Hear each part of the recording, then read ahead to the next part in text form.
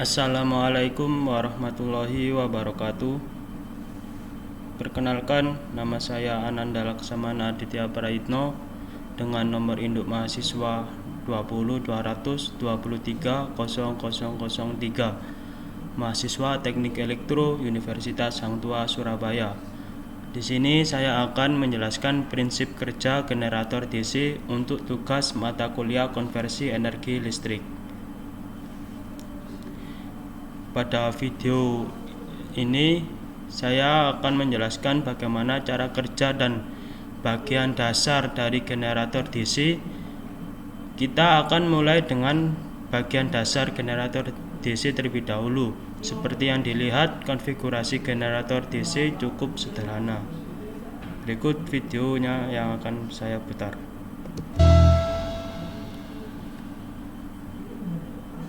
Hi and welcome. Have you ever wondered how DC generator works? And what are the basic parts of a DC generator? This video will give you the answers to these questions. We will start with the basic parts of the elementary DC generator. As you can see, the configuration of DC generator is pretty simple. The stator is a fixed part of the DC generator. The stator consists of permanent magnets, two of them north and south pole. Pada bagian pertama yaitu ada stator. Pengertian dari stator adalah bagian tetap dari generator DC.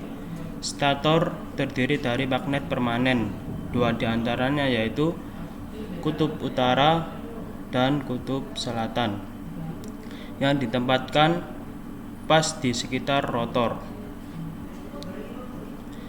Fungsi utama dari stator adalah menyediakan medan magnet yang melalui rotor atau kumparan jangkar yang diputar,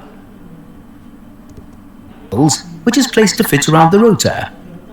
The main function of the stator is to provide the magnetic fields through which the rotor or armature coil is rotated. Armature loop are generally placed in slots of armature core. The armature coil is formed by connecting several loops in the series. Armature winding is formed by connecting several coils in series. The armature loop cuts the magnetic field, due to which an electromotive force, EMF, is induced in it. Untuk loop armatur umumnya ditempatkan di slot inti armatur. Kumparan jangkar dibentuk dengan menghubungkan beberapa loop secara seri. Belitan jangkar dibentuk dengan menghubungkan beberapa kumparan secara seri. Loop anchor memotong medan magnet karena itu gaya motif elektro atau EMF diinduksi di dalamnya. The split ring is a movable device used for reversing the polarity of the current. It's made of copper. The ring is divided through the middle into two parts. We must use the split ring to achieve single direction of current. The brushes are made of carbon. These are rectangular block-shaped. The only function of these carbon brushes of DC generator is to collect current from commutator segments. Untuk pada bagian ini adalah cincin split atau split ring. Pengertian dari cincin split adalah perangkat yang bergerak digunakan untuk membalikkan polaritas arus.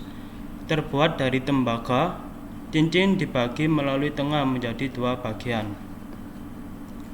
Menggunakan cincin split untuk mencapai satu arah arus, kuas terbuat dari karbon. Ini adalah blok persegi panjang berbentuk. Satu-satunya fungsi sikat karbon generator DC ini adalah untuk mengumpulkan arus dari segmen komutator.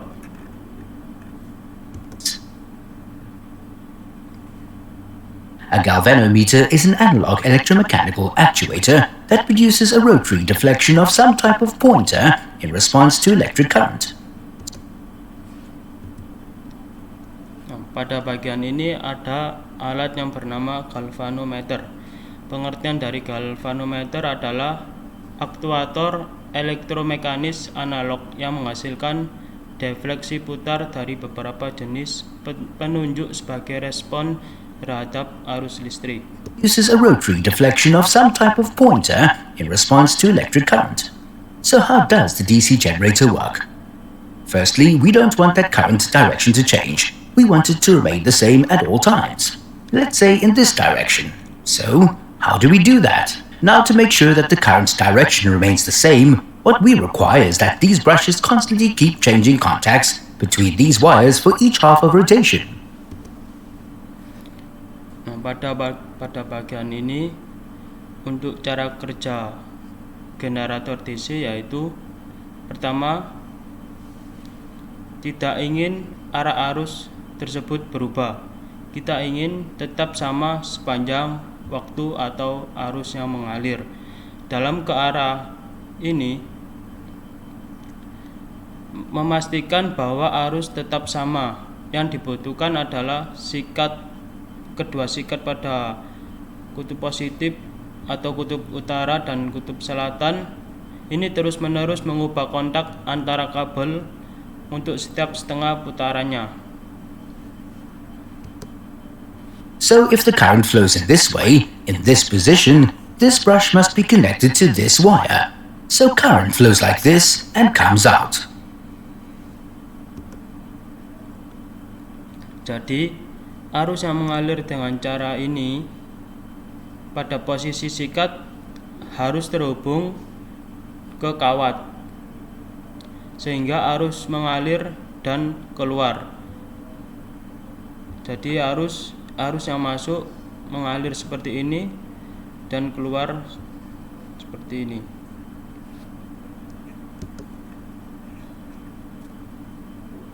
But when the coil rotates, you can see that when the coil comes to this position, the direction of the current changes. If we want to keep the current in the same direction, we must this brush to be in contact with this wire. Right. Tetapi ketika kumparan berputar, dapat dilihat bahwa ketika kumparan mencapai posisi ini, arah arus berubah. Jika kita ingin menjaga arus dalam arah yang sama, maka kita harus sikat untuk bersentuhan dengan kawat. Sikat ini bersentuhan dengan kawat. And then again, when the coil comes to this position, again the direction of the current changes, and again we want this brush to come in contact with this wire. Probably we already learned that. For every half rotation we must change contacts between brushes and wires. Nah, dan ketika kumparan pada saat posisi ini, sekali lagi arah arus berubah. Kita sikat untuk bersentuhan dengan kawat.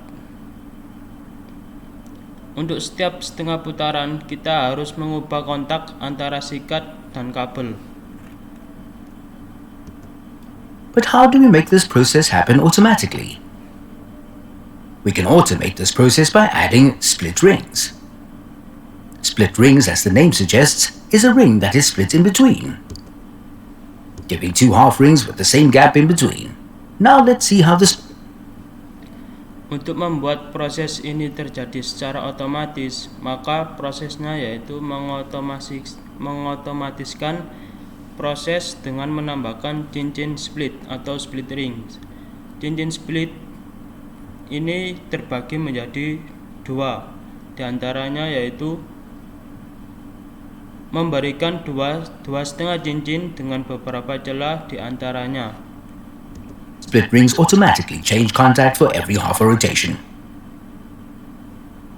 So right now this brush is in contact with this half part of the split ring, violet color. When the coil rotates and comes to this position, the direction of the current changes, and this brush now is in contact with the other half part of the split ring, pink color. Nah, bagaimana cincin terbelah secara otomatis? Yaitu dengan mengubah kontak untuk setiap setengah putaran. Jadi sikat ini bersentuhan dengan setengah bagian cincin yang terbelah, yaitu yang pertama berwarna ungu. Ketika kumparan berputar dan mencapai posisi ini, arah arus berubah. In contact with it, and comes to this position. Arah arus berubah, sikat lalu bersentuhan dengan setengah bagian lain dari cincin split, yaitu berwarna merah muda. The direction of the current changes, and this brush now is in contact with the other half part of the split ring, pink color. This arrangement provides that current flows in the same direction. Again, as the coil comes to this position, finishing another half a rotation, you can see that this is only changed contact. Brush is in contact again with the violet color half part of split ring. Pada susunan ini menyatakan bahwa arus mengalir dalam arah yang sama. Sekali lagi, saat kumparan mencapai posisi saat ini, menyelesaikan setengah putaran lagi, maka dapat dilihat bahwa hanya kontak yang berubah. Kuas bersentuhan sekali lagi dengan warna ungu, setengah bagian dari cincin split.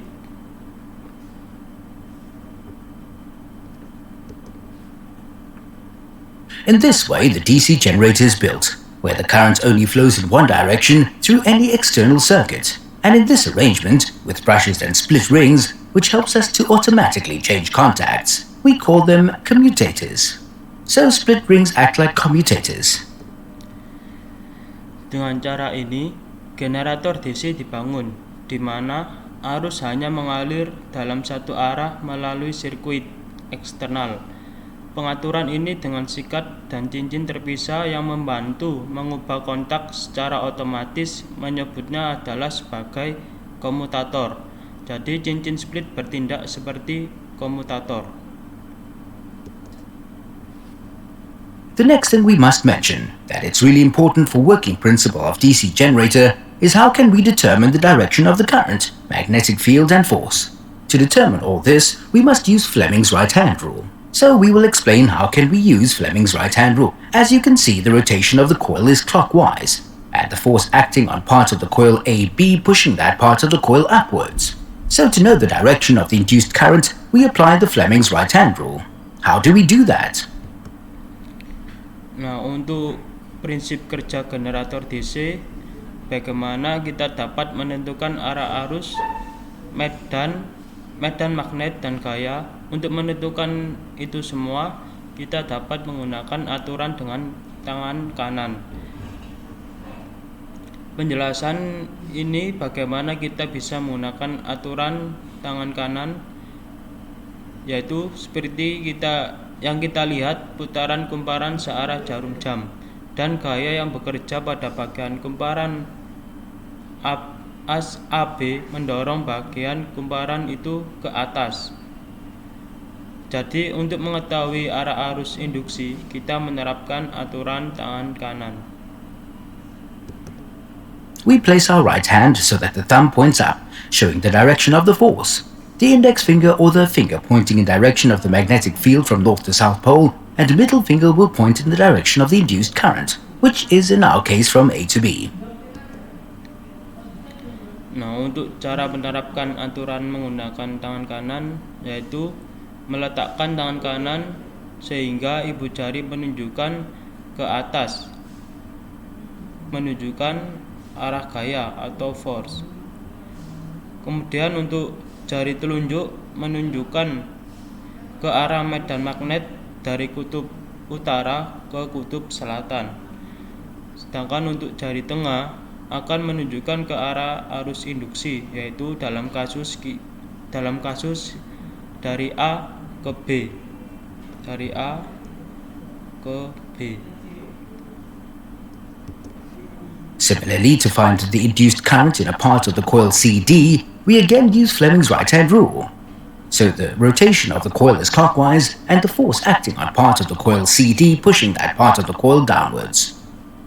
The thumb points down, indicating the direction of the force, indexed finger or for the finger pointing in direction of the magnetic field from north to south, and the middle finger will point in the direction of the induced current, which is in this case from C to D. So to conclude, the induced current follows the path ABCD of the coil.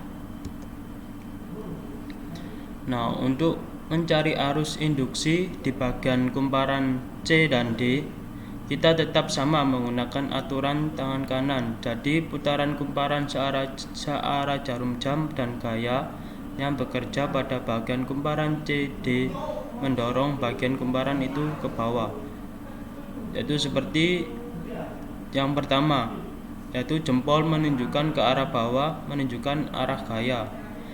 Untuk jari telunjuk menunjukkan ke arah medan magnet, yaitu dari kutub utara ke kutub selatan, dan jari tengah menunjukkan ke arah arus induksi, yaitu dalam hal dari C ke D. Dari kesimpulan untuk arus induksi, ikuti jalur ABCD dari kumparan.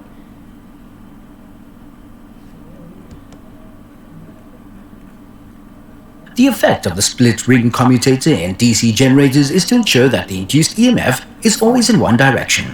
We can see that in this graph, where V represents the amount of induced EMF and T represents time.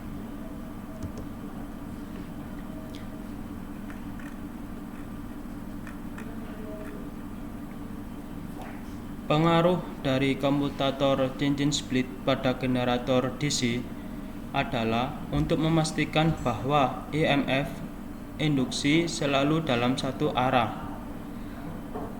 Dapat dilihat pada grafik, di mana V mewakili jumlah EMF induksi, dan T mewakili waktu. You will notice in the graph how the sine wave changes with rotational speed of the coil. The coil in this case has clockwise rotation. Increased rotational speed of the coil increases the amount of induced EMF. The induced EMF has a positive sign.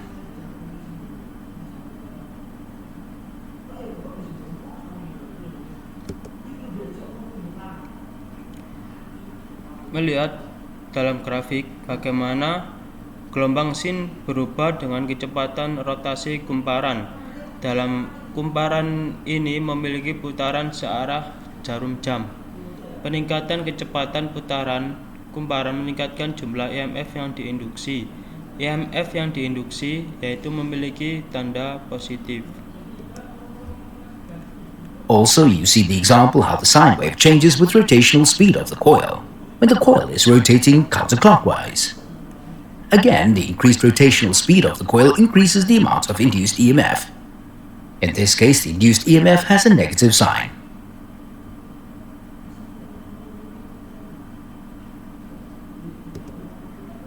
To conclude, pada grafik kedua dapat dilihat bagaimana gelombang sin berubah dengan kecepatan rotasi kumparan. Ketika kumparan berputar berlawanan arah jarum jam, peningkatan kecepatan putaran kumparan meningkatkan jumlah EMF yang diinduksi. Dalam hal ini, EMF yang diinduksi memiliki tanda bernegatif.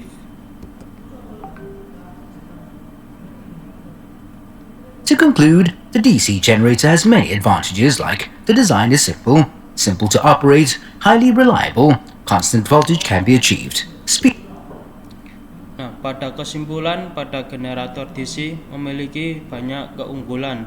Yang pertama yaitu desainnya sederhana, pengoperasian yang sederhana, sangat handal, tegangan konstan dapat dicapai, kontrol kecepatan lebih mudah. Speed control is easy. Also, DC generators are added in many applications like boosters in welding equipment to charge batteries and solar systems in an emergency at your house. Untuk pada generator DC ditambahkan dalam banyak aplikasi seperti booster dalam peralatan las, untuk mengisi baterai di tata surya, dalam keadaan darurat di rumah maupun di kantor. Jadi hasil dari penjelasan tentang DC generator kali ini, jika ada salah kata maupun salah dalam penjelasan, mohon maaf yang sebesar-besarnya. Terima kasih. Wassalamualaikum warahmatullahi wabarakatuh.